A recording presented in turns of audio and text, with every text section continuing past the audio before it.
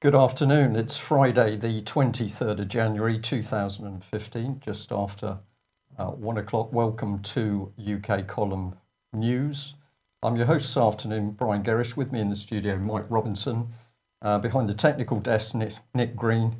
And can I say what a sad day this is as we join in with the mourning of the death of Lord Brittan. And UK Column has recognised this extraordinary day. I've put on one of my special black ties, but sometimes words are just not enough. Can we bring the first screen on, please, Nick?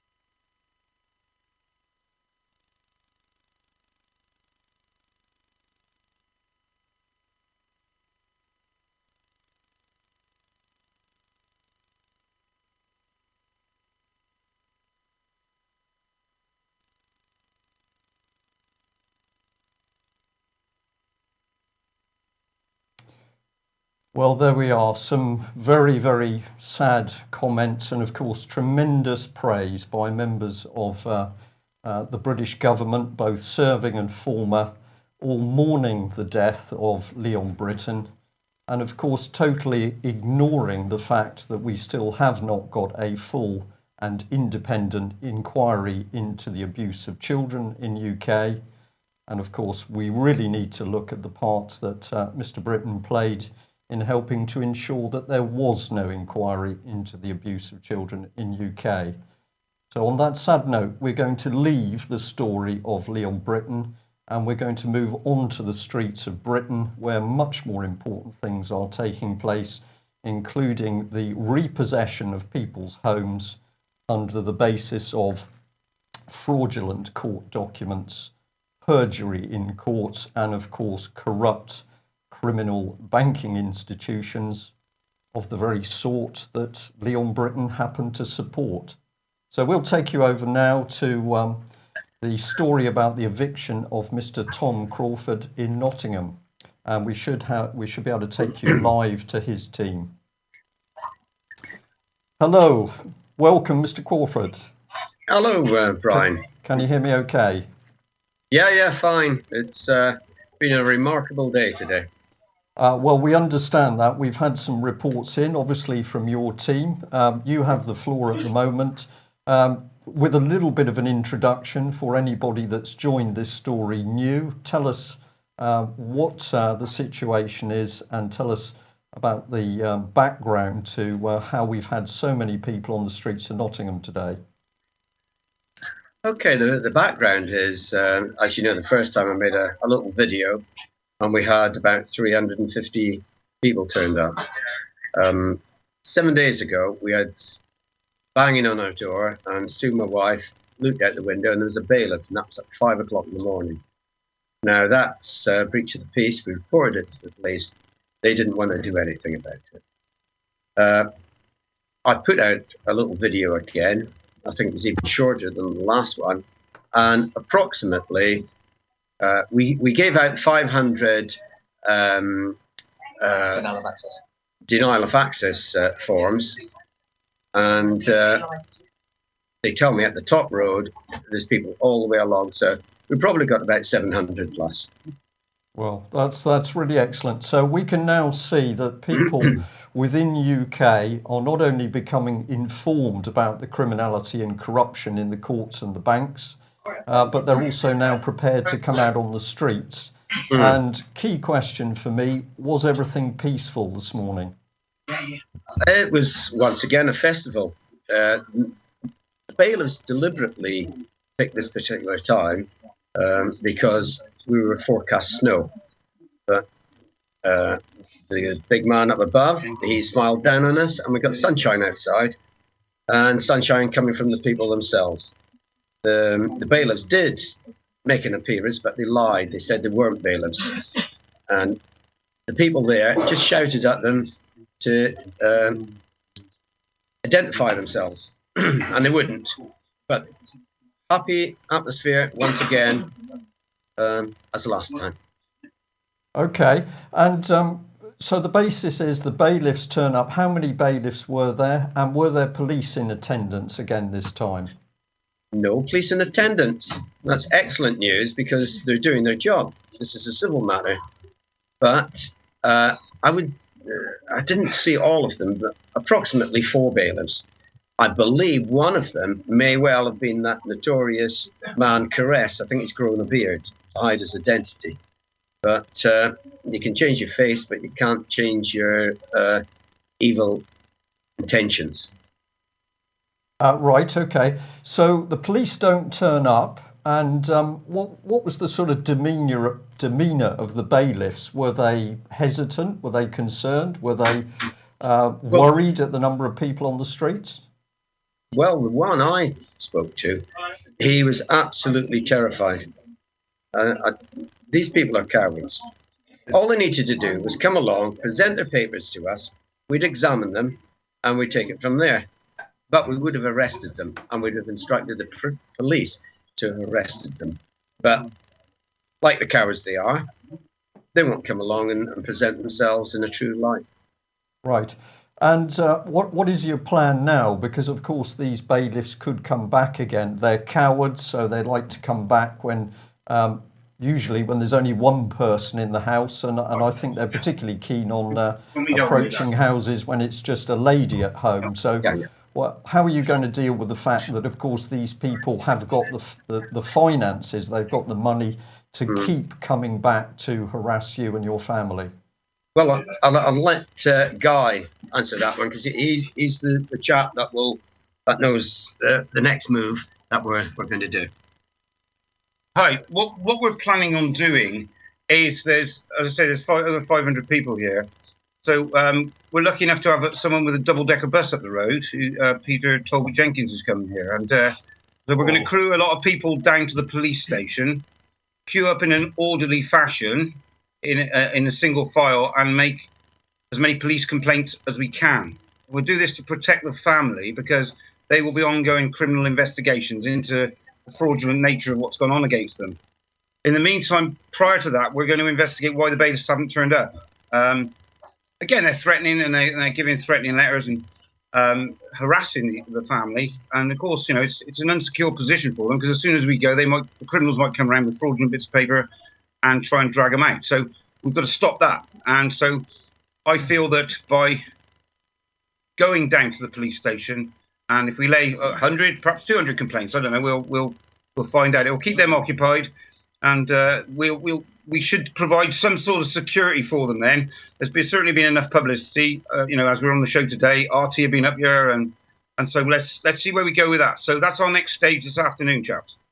Right, Guy, thank you very much for that. One of the things that I find particularly interesting, if you're talking about laying complaints on the police, as I understand it, Russell Lane is in the Nottinghamshire Police District, and the Chief Constable is, of course, Chris Eyre, and Chris Eyre just happens to be the very man who is responsible for criminal justice for the private company, also known as the Association of Chief Police Officers.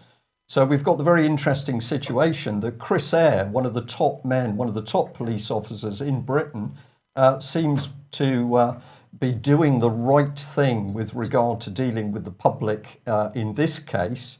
But as we will be reporting shortly, his police officers have been harassing and intimidating child abuse victims. Could it just be the number of people that are present on the streets in this case is actually helping to gently change Chris Eyre's view? Well, let's pursue it because ultimately, you know, 12 people are enough people to have one person sent to prison for life. That's what a jury is, yeah? Well, we've got 10, 20, 30, 40 juries here today.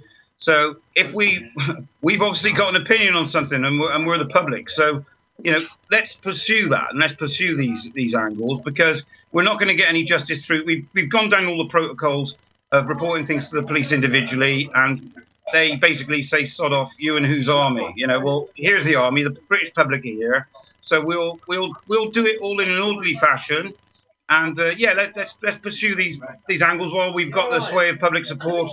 And it's only going to get more. It's only going to get more. People are meeting here today, all communicating about their own individual problems. And so let's just keep the numbers up and keep the pressure on. Okay, that's brilliant. I have one further question, and that is, of course, how many journalists attended? Did we see the BBC present? Was the BBC there to interview people and find out what people are concerned about? Did any journalists turn up? Well, full praise to RT. RT have been here. They've interviewed everybody. They've interviewed Tom. They've interviewed me about the fraudulent documents, and they were quite surprised about the magnitude of what I was saying to them. And they've interviewed Roger, and they've interviewed the whole family. So hats off to RT. There have been some other journalists, some local journalists, some very nice local journalists who've been here. The BBC, as far as I'm aware, have been, distinct by their absence. Well, what a remarkable situation that under David Cameron's so-called democracy, which we will be talking about in this news programme, it takes Russia Today television to actually come onto the streets of Britain to report what's really happening. And of course, an absence of the BBC, which is the very organisation which has been boasting to the public that it's going to be running very in-depth analysis of the importance of Britain's Magna Carta, and it's going to be Radio 4's Law in Action programme that's going to be apparently discussing the importance of Magna Carta and common law. So I think UK Column will say today just sheer hypocrisy again by the BBC, totally absent from the streets of Nottingham, where you're saying between 500-700 people on the streets. Of course, we didn't see the BBC when they came out for the arrest, when people were on the streets, 600 people were on the streets for the arrest of the judge in Birkenhead. And we've got this 3.6 billion BBC propaganda machine that can't find a journalist to report people losing their homes through criminal activity. Bit of a statement from us. Final word to you. What would you like to see happen in order to deal with this situation? Well, first and foremost, we want security for Tom and his family. We don't want feeling that people are going to drag them out early hours of the morning. And he received a court letter which basically threatened them with that. It was the court threatening that. And secondly, there's apparently a helicopter around now, police helicopter. So that's going to be another very interesting development. But thirdly, look, what we want today is we want fairness and justice in all these matters. And if they've got the correct documentation, then show us. They haven't got it. And so let's get security for Tom and his family first and foremost. And then we're advertising that we're interested in people's cases. So if people want to come forward, if they've been wronged by the court in bankruptcy or possession hearings, come forth, give us your details on the UK Home Guard site, if they go to Facebook. And it'll take us perhaps 3 weeks to get back to them, but we will get back to everybody. And, let's put the pressure on them now. It's 4 months for the election. Well, let's sort it out, yeah? Okay, well, thank you very much for that report. And of course, we'll be watching closely what happens in the future. But yes, encouraging news today that Mr. Crawford's still in his house. That's excellent. And of course, to see so many people on the streets. Yeah. I've just got a little historic. So thank you very much for joining us. We'll move on with the rest of the news now. I've got a little historic picture. These were some of the demonstrators that were outside the property last time. Banners and supporters. There we are outside of Tom and Sue Crawford's home in Russell Lane, Nottingham. And UK Column tweeted out as soon as we knew that we understood it was just 500 peaceful members of the public had seen off the bailiffs. And of course, we've included BBC News and Chloe, the lady from the BBC who was interested in the Magna Carta. If you do tweet that particular BBC reporter, make sure you get the right tweet handle because there are several ladies of the same name. What's the solution? Well, of course, it's this. It is the British Constitution Group. It's reclaiming our common law. And as we are saying for our spring conference at the end of February, it is the time for action. Do you think, Mike, we've just seen that on the streets of Nottingham? I think we have. Okay, well, we'll depart from the reality of people having their homes stolen, and there are tens of thousands of homes being fraudulently repossessed across UK as we speak. Let's return to the quasi-reality, of course, of the mainstream press and the very, very sad news of the death of Lord Brittan. So we'll just recap those wonderful comments, the praise from Prime Minister David Cameron, that Mr. Lord Brittan had been a dedicated and fiercely intelligent public servant, distinguished service, Chief Secretary to the Treasury, Home Secretary, really glowing man. And we're going to say UK column mourns the loss of Lord Brittan. And of course, the fact that the evidence of Westminster child abuse just happens to go with him. Well, here he is. Let's have a closer look at the man. We think it is a proud achievement that Lord Brittan was the man who lost not one, but several dossiers compiled by Conservative MP Geoffrey Dickens. What was Mr. Dickens bravely speaking out about paedophiles in Parliament. But not to worry, because Lord Brittan achieved a lot, particularly as Vice Chairman of UBS Investment Bank. But of course, he was also a trade advisor to Prime Minister David Cameron after the coalition government was formed in 2010. We think he was a traitor effectively in that he was a dedicated Europhile. Remember that the European Union still has not produced any fully audited accounts. And he went on to spend a decade in Brussels as a European Commissioner. What he would have been doing, of course, was helping to undermine the sovereignty of Britain as a nation state. And as a result of that treasonous work, he was made a peer. Trade and industry, well, of course, what did he do? He helped to destroy the Westland Helicopter Company. So well done, Lord Brittan. Another piece of Britain's industry and military infrastructure ripped apart. And finally, with great skill and diligence and intelligence, we recognise this man was endowed with every benefit possible for a human being. He was interviewed by the police over a historical allegation of rape, but of course no action was taken. Well, the BBC is clearly in love with Mr. Brittan, and they've put more. We're calling this a dog's breakfast of propaganda, because it really is so appalling that the BBC, who cannot investigate child abuse, who pull reporters off the evidence of child abuse, can spew out this propaganda in the name of Lord Brittan. Here he is asleep in Westminster, so presumably he was doing a diligent job as an MP. And let's remember what Mr. Cameron has been saying. As a central figure in Margaret Thatcher's government, Lord Brittan helped her transform our country for the better by giving distinguished service as Chief Secretary of the Treasury, Home Secretary, and Secretary of State for Trade and Industry. Well, we think it was the treasonous transformation of the EU. What have we got today? Well, we're a vassal state of the EU, a society of criminality, fraud, corruption, and of course paedophilia at the highest levels. Are we being over the top in our reporting?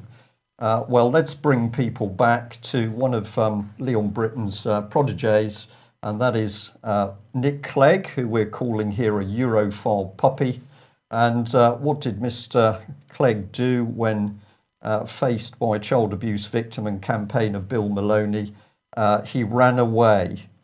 Is it significant that it was Lord Brittan who gave the now Liberal Democrat leader Nick Clegg his introduction to politics, employing him as an office aide when he was a trade commissioner in Brussels? Well, we don't think so. We think this is highly significant, and we think it adds to Nick Clegg's fear of the subject of institutional paedophilia. But let's return to the quasi-subject of evictions in Nottingham and the performance of Nottinghamshire Police under Chief Constable Chris Ayres.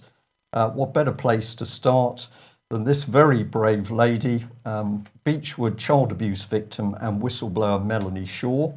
And the very sad news is that after weeks of harassment by Nottinghamshire police, we do not know where Melanie Shaw is at the moment, and we're again very concerned for her safety. She's been followed and harassed by Nottinghamshire police. She's received malicious telephone calls. She's had her home smashed open by a mob of aggressive male officers. She's had possessions taken. She has been arrested and then later kicked out on the street late at night with no phone, and we don't know where she is now. Meet Chris Eyre. Here he is, Chief Constable, Nottinghamshire Police and Head of Criminal Justice, ACPO. So this is the man responsible for the vicious treatment of a child abuse victim. But look what this man has been tweeting out. Here is his ACPO tweet, Association of Police Chiefs. And if you look at the bottom of the screen, there's this. Today's Leveson report on streamlining criminal justice is welcomed by our CJ lead, CC Chris Eyre, and police have apparently worked closely with the report team. Over to you, Mike. Yes, so Leveson, of course, Brian Leveson, the same Leveson that attempted to regulate the press, he has released this report, Review of Efficiency in Criminal Proceedings by the Right Honourable Sir Brian Leveson. So I guess that makes him a Privy Councillor, and he's President of the Queen's Bench Division. And most of it, he's saying, most of the issues that he is discussing in this document say do not require legislation. And he's saying, for example, more use of technology to allow remote hearings, tighter case management by judges, and in some cases, timetables for evidence and speeches, more high quality equipment in courts to ensure that footage from police body-worn cameras can be shown. Flexible opening hours sounds like a shop, Brian, but actually it's much more serious than that, isn't it? I would say so. When do you want people to disappear? Roughly 3 o'clock in the morning. Get them out their houses, into the Black Maria and straight into court. Right. But the biggest danger of this report, to my mind, is part 10 of the report, where he's, of course, singling out juries. And what he is saying is that the current right of a defendant to choose a jury trial should be taken away, or at least mostly taken away. And in fact, lo and behold, the BBC in their reporting is pretty definitive about this. They say, is it still right that a defendant can decide to have a jury trial for stealing a newspaper from a shop, or should that now be decided by an independent judge? So this, again, part of the constitutional reform agenda. Of course, they're dressing it up, inefficiencies in the criminal justice system, but absolutely part of the constitutional reform agenda. Remove juries, remove the protections that juries provide, and of course, remove jury nullification, which is a power that juries still have, which isn't really communicated to them terribly often, and certainly something that probably judges would be less willing to use if they were independent. And aside from that, I still question the use of the word independent. It seems to have some meaning that I am not familiar with. Absolutely. And of course, we just need to remind ourselves that Lord Leveson has hopped from pushing state control of Britain's press and media under the Leveson inquiry into the press and media. He's hopped across from controls of the press, free speech in Britain. Now we're on the road to secret courts operating in the dead of night. Who is Lord Leveson? And I think the question is, from where does he get his power? Clearly an extraordinary man. Do you think he's more powerful than Lord Brittan was? I have no idea. I don't know. Well, we'll look into this further, but immensely powerful man. And of course, let's remember he was fully supported by political charity Common Purpose, aided and abetted by the BBC, Robert Peston being the man who originally had the secret meetings in the offices of Pearson offices of Sir David Bell. If you want to do something about this, please support the UK column. Just a quick advert to say you can see UK column news repeated daily in this section on the website. Click on that and you can have a look at that. And we've got the archive, which normally appears centre screen. focusing on Nigel Farage for this advert, but not always, of course. And we're very keen for people to get onto the iTunes site, and particularly, if you will, to rate our uploads there. So if you want to help us get the news out and what's probably happening in UK, that's where you need to go. Alex G. Yeah, just another quick reminder of Alex's official launch party for his book. Please get along to that if you can. And of course, don't forget, once again, the conference at the end of February, first day of March. And with that in mind, of course, the coalition seems to be increasingly a done deal, doesn't it? Because here again, we have now more little backroom deals being done. In this case, the DUP attempting to join up with Ed Miliband. So basically, it looks like the notion of a coalition is a done deal, and now already, before any result has even been announced, before anybody has cast a single vote, we're already making alliances and with a view to who's going to form the next government. Well, it was Julia Middleton, Chief Executive of the political charity Common Purpose, who is quoted as saying she wondered whether people knew whether people had sufficient guile to help form the coalition. And it was interesting that her statements were actually made before the existing coalition was in power. Yeah. Okay, well, probably if we're looking at Miliband and talking British politicians, we should be talking war. Well, indeed. And while the sort of Ukrainian war has dropped off the radar as far as the British press is concerned, they're certainly not pushing it as a major agenda item at the moment. Nonetheless, the violence continues. So in Donetsk, in the last day or so, 13 people killed as a mortar hit a bus. And this continues to go. The context of this, of course, is that there's been a foreign ministers meeting between Russia and Ukrainian foreign ministers that was held in Berlin on Wednesday night. And they were calling they were basically trying to organize that the Ukrainian and Russian-backed rebels, as it's described in the mainstream press anyway, should pull back from this conflict. But of course, that isn't happening. But in order to defuse this situation, according to Defense News at least, the United States is sending troops to the Ukraine. Lieutenant General Ben Hodges, who's the head of the US Army Europe, he announced on a visit to Kiev on Wednesday that American soldiers will deploy to Ukraine this spring to begin training 4 companies of the Ukrainian National Guard. So now the United States are going in to train Ukrainian troops, which of course is going to defuse this whole situation. The Defense News article says that funding for the initiative is coming from the congressionally authorized Global Security Contingency Fund, which is requested by the Obama administration in the fiscal 2015 budget to help train and equip the armed forces of allies around the globe. But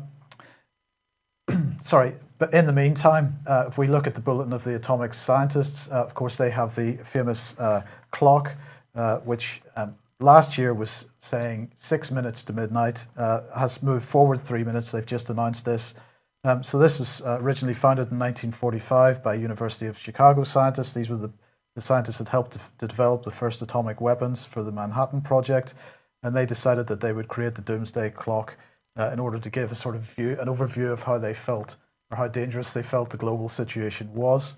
So they've moved it forward to 3 minutes to midnight, and they are blaming unchecked climate change, global nuclear weapons modernizations, and outsized nuclear weapons arsenals. They're saying these pose extraordinary and undeniable threats to the continued existence of humanity. Well, they go on to say that world leaders have failed to act with the speed or the scale required to protect citizens from potential catastrophe. And I would just say that I disagree with that statement, that global leaders have failed to act. The situation is much more serious in my view, because global leaders are directly organizing for war. So I just wanted to highlight this once again, because this is the Treaty of Westphalia that was written following the 30 Years' War. And what it says, the first clause of that treaty says, and this is the treaty which basically established modern nation states.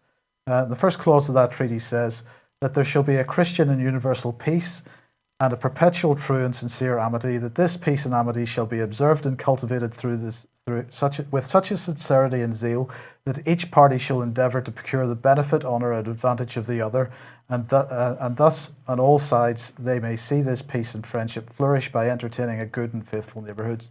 And I just once again want to compare that with what the Chinese president, who's supposed to be a nasty communist, has said last year during the BRICS conference. He said, history tells us the law of the jungle isn't the way of human coexistence. Every nation should obey the principle of equality, mutual trust, learning from each other, cooperating and seeking joint benefits for the construction of a harmonious world, sustained peace and joint prosperity. And those, to my mind, those two quotes really demonstrate the same kind of thinking. On the other hand, in the State of the Nation address on Tuesday, President Obama said, but as we speak, China wants to write the rules for the world's fastest growing region, that would put our workers and businesses at a disadvantage. Why would we let that happen? We should write those rules. And it was really, if you look at the State of the Nation speech as a whole, it was a really pretty, he was banging the war drums pretty hard. Well, he's a failing leader, isn't he? And that's the classic. Well, and we've got a failing financial system, which we'll come on to in a second, which is part of the reason. The person who has really come out and criticised that is Mike Baston,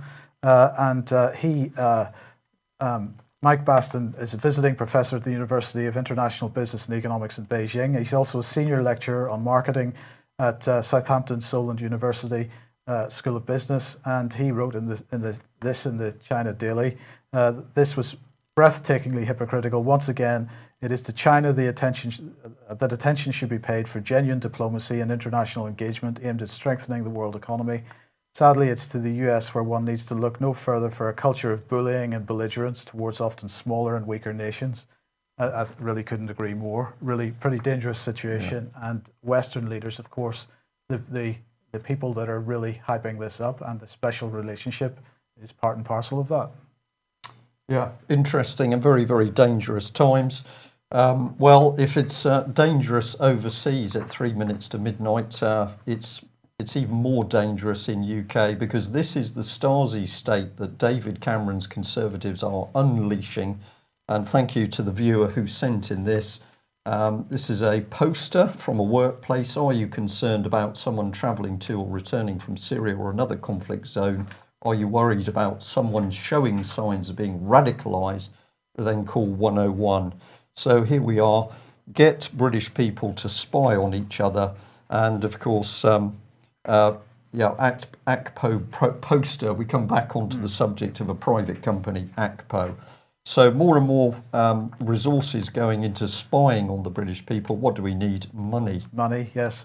So yesterday, as expected, Mario Draghi announced his quantitative easing plan, 60 billion euros a month for 18 months. That's 1.1 trillion euros in total.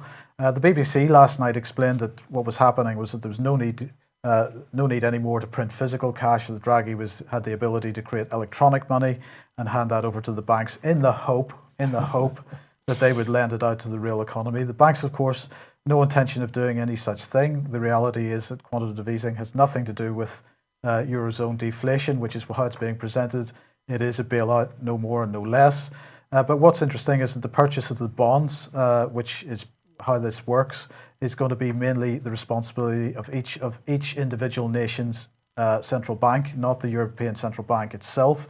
So the ECB is only going to process about 20% of these transactions. The rest have to be done by national central banks, which means that, of course, the terms of each of these deals is different for every country. So what happened to a single currency and a single economic system? Almost immediately, the SocGen, Societe Generale, the big French bank, well, they were sent out just like Oliver Twist to say, please, sir, we want some more, because they say that this amount of money is only a third of what's needed. So basically, in other words, it isn't going to solve anything with regard to the solvency of Eurozone banks. It merely delays their demise. And as expected, the value of the euro fell. And if you believe the BBC, this is great for Eurozone exporters, but it's not so great for the other nations around the Eurozone because they're finding their currencies going up as in in sympathy, really. Yeah, Mike, I'm a bit confused here because you seem to be suggesting that the banks are creating money out of nothing. They don't even have to print the paper. They simply put the numbers into a computer system. Surely that can't be right. Well, of course it is. Oh dear. Oh dear. Banks are creating money out of nothing, which we've known for a very long time. It's called fraud and deceit on the public, and fully supported by David Cameron, George Osborne. Well, some good news. Here's inside GCHQ. As usual, we'd like to welcome GCHQ viewers to UK Column News. And it was ITN that was able to show us that basically GCHQ is now living its own reality by watching BBC News reports circled, which just happened to be the reports created by GCHQ's reports in the first place. Yeah. So what's known as a circular system in the bunker mentality. But thank you very much for the viewer that sent us this, because we were astonished to actually see alongside the BBC, if you have a look at the top of the screen, there we are. UK Column News live on screen inside GCHQ.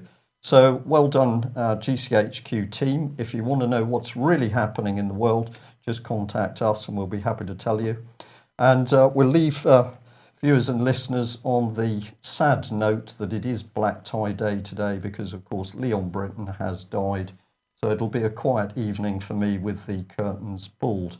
We'll be back on Monday at the... No, we won't. We won't be back on Monday. Absolutely right. We won't because, unfortunately... Unfortunately, we have some other commitments. Yeah. Thank you, Mike. So we'll be joining viewers and listeners again on Tuesday at 1 o'clock. So thank you for that. Stay with us. Bye-bye. Bye-bye.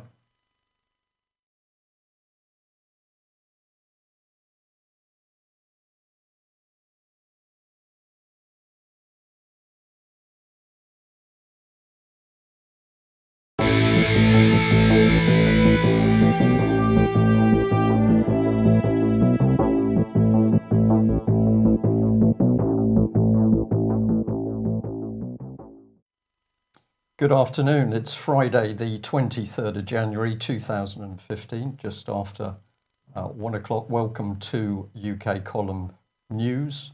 I'm your host this afternoon, Brian Gerrish. With me in the studio, Mike Robinson. Behind the technical desk, Nick Green.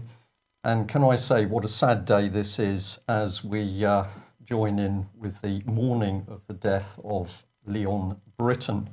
And UK Column has recognised this extraordinary day, the story of Lord Brittan, and we're going to move on to the streets of Britain where much more important things are taking place, including the repossession of people's homes under the basis of fraudulent court documents, perjury in court, and of course corrupt criminal banking institutions of the very sort that Lord Brittan happened to support.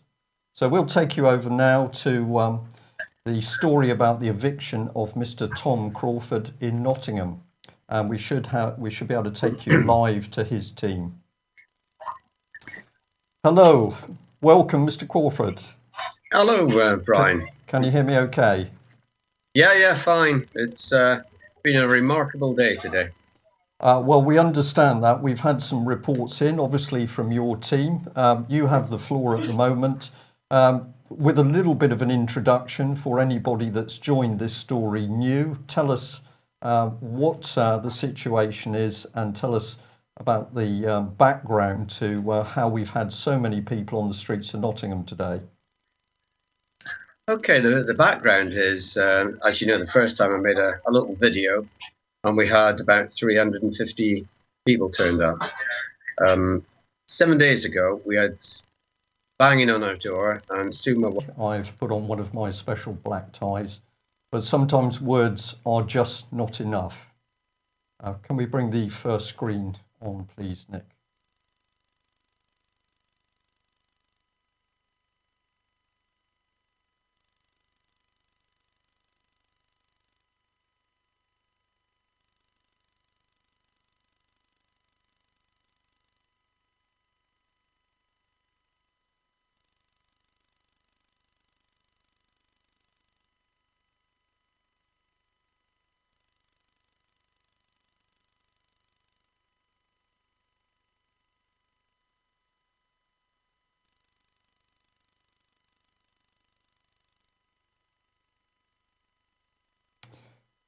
Well, there we are. Some very, very sad comments and, of course, tremendous praise by members of the British government, both serving and former, all mourning the death of Lord Brittan, and, of course, totally ignoring the fact that we still have not got a full and independent inquiry into the abuse of children in UK. And, of course, we really need to look at the parts that Mr. Brittan played in helping to ensure that there was no inquiry into the abuse of children in UK. So on that sad note, we're going to leave the